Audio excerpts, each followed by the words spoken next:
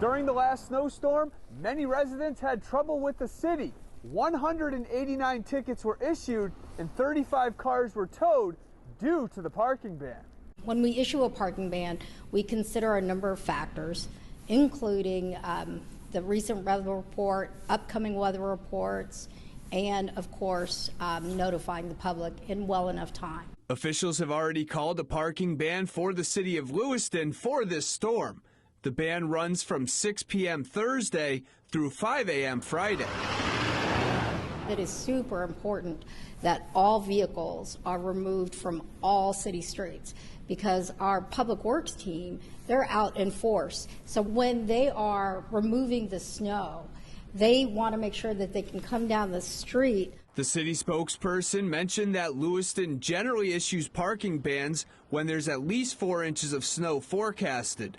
There are 5 city garages available for those who need a spot.